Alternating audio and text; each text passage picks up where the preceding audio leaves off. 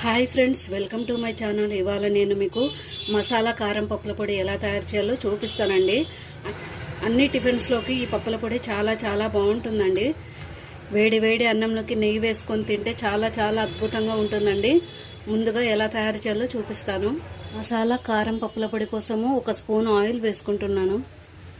1 spoon ధనియాలు, 1 spoon జీలకర్ర, ఒట్టి మిరపకాయలు ఒక 10 వరకు వేసుకుంటున్నానండి.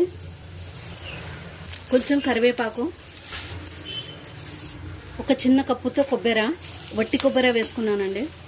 1 కప్పు పప్పులు వేసుకొని వేయించుకోవాలి. వేగినాయండి, స్టవ్ ఆఫ్ చేసుకుందాము. చల్లారినాక మిక్సీలో వేసుకుందాము. మిక్సీ జార్ తీసుకున్నానండి. ఇప్పుడు ఇవన్నీ వేసేసుకుందాము. 4 వెల్లుల్లి రెబ్బలు వేసుకున్నాను. రుచికి సరిపడా సాల్ట్ వేసుకుంటున్నాను. మెత్తగా వేసుకోవాలండి మిక్సీకి. చూడండి, ఇలా మెత్తగా వేసుకోవాలి. ఇప్పుడు దీన్ని ఒక డబ్బాలోకి తీసేసుకుందాము. ఒక్కసారి ఇలా తయారు చేసి పెట్టుకుంటే దాదాపు నెల రోజులు పాడవకుండా ఉంటుందండి. ఇంతేనండి, మసాలా కారం పప్పుల పొడి రెడీ అయిందండి.